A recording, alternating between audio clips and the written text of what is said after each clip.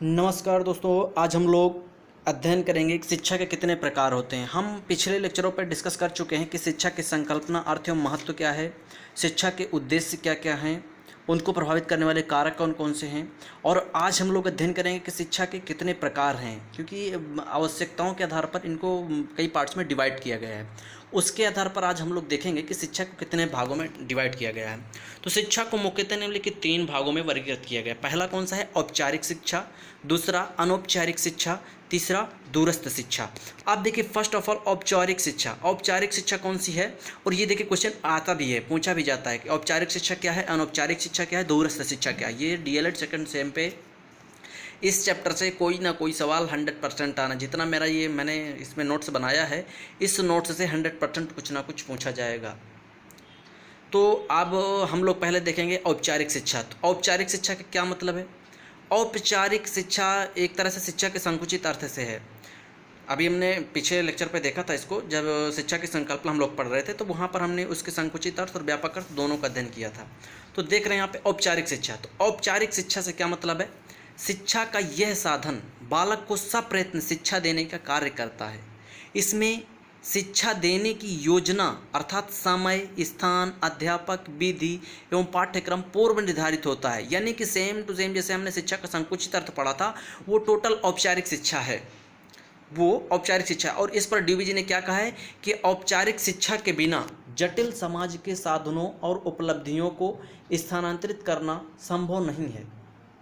यह एक ऐसे अनुभव की प्राप्ति का द्वार खोलती है जिसको बालक दूसरों के साथ रहकर अनौपचारिक शिक्षा के द्वारा प्राप्त नहीं कर सकता।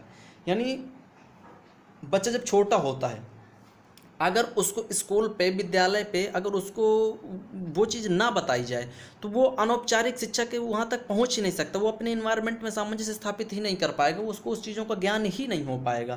तो इसलिए फर्स्ट ऑफ ऑल पहली कौन सी शिक्षा जरूरी होती है? औपचारिक शिक्षा। औपचारिक शिक्षा आप समझ गए होंगे कि एक विद्यालयी शिक्षा से है, एक योजनाबद्ध तरीके से। इसके लिए स्थान भी तय होगा, समय भी तय होगा, और जो है विधियाँ भी तय होंगी, पाठ्यक्रम भी तय होगा, जिन टीचरों को पढ़ाना होगा वो भी तय होंगे, शिक्षक भी तय होंगे, यानी टोटल सब होगा। तो ये औपचारिक शिक्षा के बिना जो है जटिल साधनों, समस्याओं, समाज के साधनों को हम लोग गेन नहीं कर सकते। हमको औपचारिक शिक्षा की बहुत ज़्यादा आवश्यकता होती है। अभी देखिए इसकी विशेषताएं कौन कौन सी होती है। तो औपचारिक शिक्षा की अगर हम विशेषताओं का देखें, तो औपचारिक शिक्षा की विशेषताएं ये मूलतः, औपचारिक शिक्षा मूलतः विद्यालयों के द्वारा ही प्रदान की जाती है, और इसका उद्देश्य बालक को परीक्षण कराकर प्रमाण पत्र प्राप्त कराना होता है।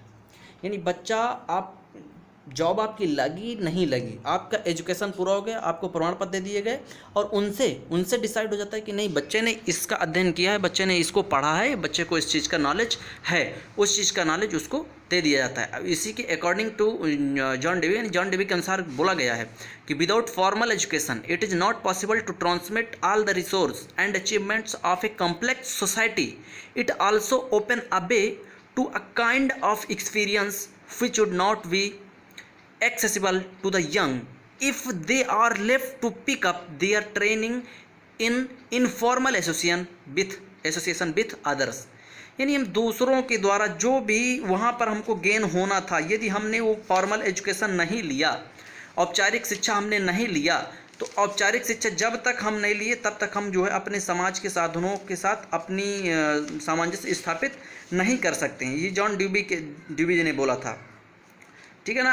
यानी जटिल जितनी भी समस्याएं हैं उनको सुलझाने के लिए हमको औपचारिक शिक्षा की महती आवश्यकता होगी। अब देखिएगा, हम आ रहे हैं अनौपचारिक शिक्षा। अनौपचारिक शिक्षा, ये देखिए कि अनौपचारिक शिक्षा ये जो है, तो अनौपचारिक शिक्षा में हम लोग इसके माध्यम से कौन सी शिक्षा हम प्राप्त करते हैं। तो देखिए, शिक्षा के अनौपचारिक साधन शिक्षा को एक जीवन पर्यंत चलने वाली प्रक्रिया के रूप में देखते हैं। यानी औपचारिक की विद्यालय शिक्षा होगी, संकुचित अर्थ। अब व्यापक अर्थ में जैसे हम जाते थे, तो व्यापक अर्थ में क्या होता था कि जन्म से और मृत्यु तक कहीं बीच का जो अध्ययन हम करते थे वो अनौपचारिक शिक्षा में करते थे। और इस पर बेंटाक के शब्दों में इन्होंने बोला भी है कि शिक्षा सभी प्रकार के अनुभवों का योग है जिसे मनुष्य अपने जीवन काल से प्राप्त करता है, और जिसके द्वारा वह जो कुछ भी सीखता है उसका निर्माण होता है ये सब इसके द्वारा शिक्षा के द्वारा होता है। ये कौन शिक्षा होती है? अनौपचारिक शिक्षा। अब देखिए अनौपचारिक शिक्षा विद्यालय में जब तक बच्चा पढ़ता है तो उस पर कौन सी गुड क्वालिटी चाहिए, कौन सी बैड क्वालिटी चाहिए, ये सब चीज़ों का अध्ययन, सब चीज़ों का सम्मिश्रण, टोटल अनुभव जिस चीज़ को बोलते हैं वो अनौपचारिक शिक्षा के अंतर्गत आएगा। अनौपचारिक शिक्षा बालक द्वारा सभी प्रभाव ग्रहण करना और अपनी प्रगति से उत्तेजित कर पूर्ण विकसित करना सिखाती है। अनौपचारिक शिक्षा जीवन से संबंधित हुए अनुभव से, जिन्हें हम बिना किसी व्यवस्थित प्रयास, संस्था तथा साधन के स्वाभाविक स्थिति से प्राप्त करते हैं। इस प्रकार की शिक्षा प्रत्यक्ष रूप से जीवन से संबंधित हुई, यानी हमें ये अनुभवों से रिलेटेड होगी। हमने जितने भी अनुभव प्राप्त किए, जो शिक्षा हमको अनुभवों से अपने मिलेगी वो अनौपचारिक शिक्षा के अंतर्गत आता है। इसकी विशेषताएं देखिएगा। यह शिक्षा जीवन पर्यंत चलती रहती है, अथवा हम ये भी कह सकते हैं कि हम इस शिक्षा का प्रारंभ तब से होता है जबकि बालक इस संसार में जन्म लेता है, हम तब तक चलती है जब तक कि बालक मृत्युशैया को प्राप्त ना कर ले। अब इसका देखिए सेकंड स्टेप क्या है। इस शिक्षा को देने के प्रमुख साधन परिवार, पास पड़ोस, समाज, राज्य, धर्म इत्यादि हैं। मतलब हम अपने सोसाइटी पे जो कुछ भी सीखते हैं, जो कुछ भी देखते हैं, उसी के अनुसार जितने भी अनुभव हमको मिले, पास पड़ोस से मिले, अपने राज्य से मिले, अपने धर्म से मिले, अपने परिवार से मिले, इन सब चीज़ों का जो सम होगा, यानी जितने अनुभव होंगे वो अनौपचारिक शिक्षा के अंतर्गत आएंगे। इसमें बालक अपने अनुभवों के माध्यम से शिक्षा प्राप्त करता है। इसमें बालक स्वतंत्र वातावरण में शिक्षा ग्रहण करता है, फ्री, उसको चाहे अच्छा करो या बुरा करो, उन अनुभवों से हमने बुरा किया लेकिन उससे हमको सीख अच्छी मिली, दोबारा हम वो चीज़ नहीं करेंगे, और उनसे जो नॉलेज मिला वो अनौपचारिक शिक्षा के अंतर्गत आता है। इस पर भी देखिए जॉन डीवी ने प्रकाश डाला है। उन्होंने बोला है कि according to John Dewey, the child is informally educated by living with others and the every process of living together educates it, enlarges and enlightens experience. It has similitudes and enrich imaginations. It creates responsibility, accuracy and wellness of statement and thought. आप देखिए इन्होंने ये चीज़ क्या लिखा, इस पर क्या इन्होंने फोकस डालने की कोशिश की।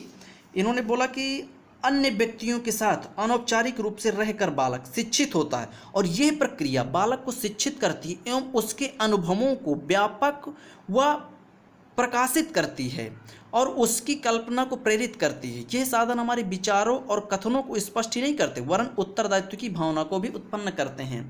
सीधा सा लिखा हुआ है कि जो भी हम अपने आस पास पड़ोस जहाँ भी रहते हैं, जिसके साथ भी, वहाँ से जितने भी हमारी कल्पनाएँ हैं, प्रेरणाएँ हैं, जितने उत्तरदायित्व हैं, उनके अकॉर्डिंग जितना हम सीखते जाते हैं वो सब अनौपचारिक शिक्षा के अंतर्गत आता है। अब देखिए औपचारिक शिक्षा और अनौपचारिक शिक्षा, इन दोनों के सम को क्या बोलते हैं हम? निरौपचारिक शिक्षा। ये जो शिक्षा है, निरौपचारिक शिक्षा में शिक्षा ना तो पूर्णतः नियंत्रित होती है, यानी ना तो औपचारिक ही है और ना पूर्णतः अनियंत्रित होती है, ना मतलब ये ना तो अनौपचारिक है ना औपचारिक है, ये दोनों का सम्मिश्रण है। शिक्षा की इस अवधारणा के अंतर्गत शिक्षार्थी कई क्षेत्रों में नियंत्रित होता है एवं कई क्षेत्रों में अनियंत्रित होता है। मतलब कई क्षेत्रों में नियंत्रित भी होगा और अनियंत्रित भी होता है। इसमें प्राय आयु, स्थान, शिक्षण विधि पर नियंत्रण नहीं होता, जबकि पाठ्यक्रम, परीक्षा समय आदि की सीमा निश्चित होती है यहाँ पर भी, और ये निरौपचारिक शिक्षा होती है। इसकी देखिए विशेषताएं क्या हैं। यह एक समय में बहुत अधिक लोगों को शिक्षित किया जा सकता है। निरौपचारिक यानी ये स्वतंत्र भी होती है, और दोनों, जैसे विद्यालय पे, जैसे आजकल यूट्यूब पे जो ऑनलाइन क्लासेस चलती हैं वो निरौपचारिक शिक्षा के अंतर्गत आ जाती हैं। क्यों? क्योंकि देखिए हम इसमें बाउंड्री भी कंडीशंस भी तय होती हैं, और वो भी नहीं तय होती कि आपको जब लेक्चर क्लास लेना हो तब आप लोग ले सकते हो, उसमें कोई समय का वो नहीं है। लेकिन परीक्षा समय और ये सब टोटल निश्चित होता है। आपने नॉलेज तो यूट्यूब से लिया, लेकिन एग्जाम देने तो क्लासरूम पे पहुंचेंगे ही, तो ये निरौपचारिक शिक्षा के अंतर्गत आ जाएगा। नेक्स्ट आता है दूरस्थ शिक्षा, डिस्टेंस एजुकेशन।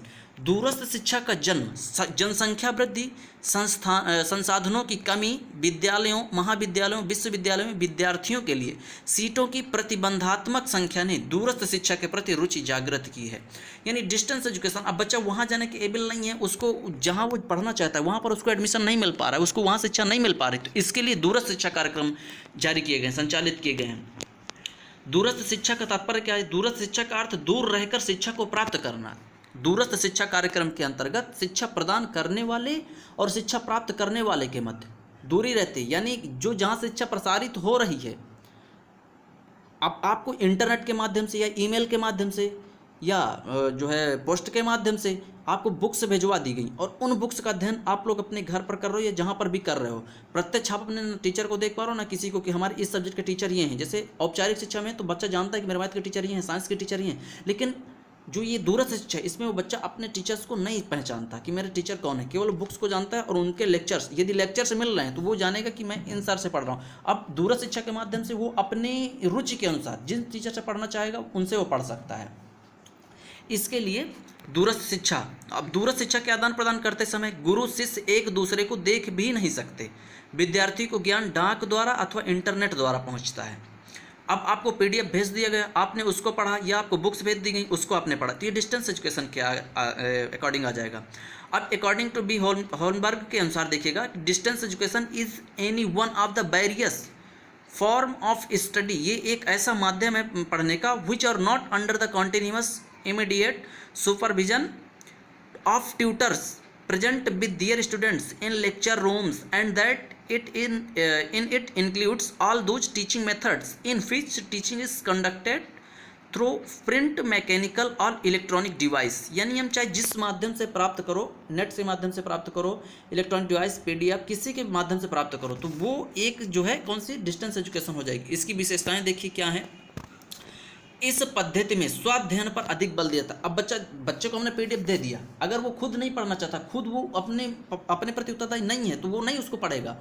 यदि खुद उत्तरदायी नहीं है तो फिर वो एजुकेशन नहीं ले पाएगा, तो वो खुद उसका उत्तरदायित्व बनता है, फिर वो खुद सोचता है कि यार मैं इसको पढ़ूँ, तो यानी वो अपने स्वाध्ययन पर अधिक बल देगा। और इस पद्धति के अंतर्गत विद्यार्थी और अध्यापक में सीधा संपर्क संभव नहीं हो पाता, ये इसकी विशेषता होती है। और दूरस्थ शिक्षा के अंतर्गत विद्यार्थी एवं अध्यापक के मध्य संबंध स्थापित करने के लिए radio, Doordarshan, VCR, CD player, computer, internet आदि बहुत सारे इंस्ट्रूमेंट्स का यूज किया जाता है। साइंटिफिक इंस्ट्रूमेंट बहुत सारे यूज किए जाते हैं। इस पद्धति में अधिगम सामग्री द्वारा संप्रेषण पर विशेष बल प्रदान किया जाता है। अब देखिए, अधिगम संप्रेषण पर जो सामग्री दी गई, यानी लेक्चर नोट्स ही दे दिए जाते हैं सीधे, तो लेक्चर नोट्स से वो सीधा संप्रेषण, कम्युनिकेशन एक तरह से। अगर बच्चा स्वाध्याय कर रहा है तो उसको ये लगता है कि नहीं सेम टू सेम ये बताना चाह रहे हैं, इसको पूरा समझ में आने लगता है वो चीज़। अब देखिए इसकी आवश्यकता क्या पड़ी, महत्व क्या है इसका। व्यक्ति अपनी औपचारिक शिक्षा पूर्ण कर ली हो, यदि व्यक्ति ने अपनी औपचारिक शिक्षा पूर्ण कर ली है तो वह अपने जीवन में उन्नति के लिए भी दूरस्थ शिक्षा से जुड़ सकता है। यानी हमने जॉब तो प्राप्त कर ली, लेकिन जॉब का प्राप्त करना ही तो पूरा उद्देश्य नहीं है, उसके अलावा भी तो व्यक्ति की बहुत सारी इच्छाएं होती हैं, वो दूसरी जॉब में जाना चाहता है, लेकिन एक पर पहुंच गया तो वो अब पर डे रेगुलर क्लास तो नहीं ले सकता, तो वो डिस्टेंस एजुकेशन के माध्यम से एजुकेशन ग्रहण करते रहते हैं, शिक्षा लेते रहते हैं। इस प्रकार व्यक्ति निरक्षर हो अथवा साक्षर शिक्षा विभाग के लिए महत्वपूर्ण है, यानी वो सब के लिए डिस्टेंस एजुकेशन से सब शिक्षा ग्रहण कर सकते हैं। दूरस्थ शिक्षा मुख्यतः जीवन के प्रारंभिक समय में शिक्षा ग्रहण कर पाने वाले व्यक्तियों के लिए है। दूरस्थ शिक्षा घर बैठे ही उन्हें शिक्षा ग्रहण करने का अवसर प्रदान करती है। सेकंड है कि रूढ़िवादी प्रणाली के कारण शिक्षा ग्रहण कर पाने वाले व्यक्तियों के लिए शिक्षा में अवसर प्रदान करती है। अब रूढ़िवादिता कि मान लीजिए जैसे ये होता है कि अगर फेस है बिल्कुल सामने है, तो वो जैसे मान लीजिए कि हमारे दोस्त का कोई लड़का है, तो वो ये होगा कि नहीं ये हमारे दोस्त का है, तो उसके साथ हम भेदभाव कर देंगे। तो वो भेदभाव और रूढ़िवादिता की लगातार जो चले आ रहे हैं, फलाने के लड़के हैं, जैसे मान लीजिए कोई टीचर हैं, उन्हीं का बच्चा पढ़ रहा है तो उनको अलग से, तो ये रूढ़िवादिता ऐसी कुछ वो नहीं, इस शिक्षा प्रणाली में नहीं हो पाता, कोई अवसर जो है इस पर नहीं हो पाते। और हो भी जाते हैं कि जैसे मान लीजिए कि डिस्टेंस एजुकेशन है और हमारा कोई रिलेटिव है, तो हम उसको अच्छा से अच्छा पीडीएफ अच्छे से अच्छा वो दे सकते हैं, उसको भेज सकते हैं, बता सकते हैं। नेक्स्ट है कि वह क्षेत्र जहाँ पर शैक्षिक संस्थान उपलब्ध नहीं है, बहुत दूर दराज के क्षेत्र हैं कि जहाँ पर विद्यालय नहीं है ना, तो वहाँ से बच्चे आ सकते हैं। जैसे अभी की कंडीशन लगी हुई है कि ना टीचर बच्चों के पास जा सकते, क्लासरूम पे ना पहुँच सकते हैं लॉकडाउन के कारण, कोरोना वायरस के कारण, और ना तो बच्चा वहाँ तक आ सकता है। तब ये डिस्टेंस एजुकेशन कि अब पीडीएफ वहाँ से भेज सकते हैं या वीडियो लेक्चर बना करके भेज सकते हैं, सीडी प्लेयर पे अपना बच्चा लगा कर उसको देख सकता है। तो ये सब दूरस्थ शिक्षा के उस पर आ रहे हैं। अब इसके देखिए गुण कौन से हैं। दूरस्थ शिक्षा प्रणाली छात्रों को समान अवसर तथा चयन की स्वतंत्रता का अधिकार प्रदान करती है। चयन की स्वतंत्रता का अधिकार प्रदान करती है, इससे क्या मतलब है कि अब बच्चा स्वतंत्र है कि उसको जिन टीचर से पढ़ना है, जिससे देखना है, जो सब्जेक्ट लेना है, जो बहुत अच्छे समझ में आ रहा है, तो वो उसको ले सकता है, वो फ्री है, स्वतंत्र है, चाहे जो चयन करे, ना उसको सीटों की बाध्यता है, किसी प्रकार की बाध्यता उसको नहीं रहेगी। अब देखिए ये विद्यार्थियों प्रवेश में सरल और विभेदीकरण की आवश्यकता की पूर्ति करता है। कोई बहुत सरल होता है। आप नॉर्मली जाओ, आप नेट के माध्यम से अपना एडमिशन भी ले सकते हो, वहाँ पर आपका गया आपका एडमिशन हो जाएगा, फीस आपकी नेट बैंकिंग के थ्रू कट गई, तो ना आपको लाइन लगाना पड़ा, ना वहाँ पर जाना पड़ा, यानी बहुत सरल हो जाता है ये चीज़। नेक्स्ट है कि ये भारतीय संविधान के उद्देश्य और आशाओं को भी पूर्ण करने में सहायता करती है। हमारे भारतीय संविधान और हमारे समाज का उद्देश्य है कि सभी लोग शिक्षित हों, तो इसके लिए भी बहुत इंपॉर्टेंट है, ये संविधान के उद्देश्यों को भी पूर्ण करती है। नेक्स्ट है ये विद्यार्थी के धन, समय तथा गति का सदुपयोग करती है।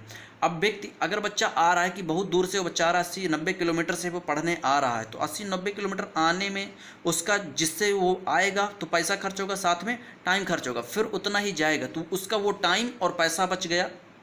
और यदि वो वहाँ से आने में यहाँ तक आया, थक गया, उसको थकान महसूस होने लगी, तो उसकी वो पढ़ने की गति नहीं रहेगी, रुचि नहीं रहेगी, तो वो उसका भी सदुपयोग कर लेता है। बट इसकी कुछ दोष भी हैं, सीमाएं भी हैं, तो उनको क्या है, पहला देखिए कि किसी व्यक्ति को कुशलतापूर्वक शिक्षण तभी दिया जा सकता है जबकि उसका प्रशिक्षक उसके साथ हो। क्यों? क्योंकि जब तक उसकी प्रॉब्लम्स को हमको पता नहीं, हमने तो बेटे भेज दिया, अब वो बच्चा उसको नहीं पढ़ पा रहा है, नहीं समझ पा रहा है, तो एजुकेशन कहाँ से ले पाए? हमने तो बहुत अच्छा भेजा, लेकिन वो नहीं पढ़ पा रहा है, नहीं समझ पा रहा है, हम उसकी समस्याओं को दूर नहीं कर पा रहे हैं, तो कहाँ से होगा? क्यों? समस्याएं तो दूर ऑलरेडी नहीं होंगी, क्योंकि वो बच्चा हमसे कुछ कह नहीं सकता, हमने सीधे उसको बुक्स दे दी, उन्हीं से पढ़ना है, फिर पेपर पहुँच जाएंगे, तो इससे उसको समस्या हो जाती है। बहुत से ऐसे प्रायोगिक विषय भी होते हैं, जैसे फिजिक्स है, केमिस्ट्री है, बायोलॉजी है, अब इन पर प्रैक्टिकल करवाना, तो प्रैक्टिकल पॉसिबल नहीं हो पाता, इसलिए वहाँ पर भी बड़ा डिफेक्ट हो जाता है। नेक्स्ट है दूरस्थ शिक्षा में परंपरा, सभ्यता, संस्कृति तथा ऐतिहासिक उपागम, मत उपागम के माध्यम से ज्ञान को उचित अभाव जाता है। ना तो देखिए, अब जो गुरु शिष्य की जो संस्कृति है वो उससे अवॉइड हो जाता है, बच जाता है, उसको कुछ पता ही नहीं रहता कि हम गुरु को रेस्पेक्ट करना है कि नहीं। क्यों? उसकी गुरु जो है वो यूट्यूब, CD प्लेयर वही है, उसको गुरु से अपने कोई मतलब ही नहीं है, अपनी सभ्यता को ही वो भूल जाता है कि प्रणाम करना है गुरु को, क्या बोलना है, एक दूसरे के बीच के रिलेशन ही ख़त्म हो जाते हैं बिल्कुल। तो यहाँ पर ये बैड भी है।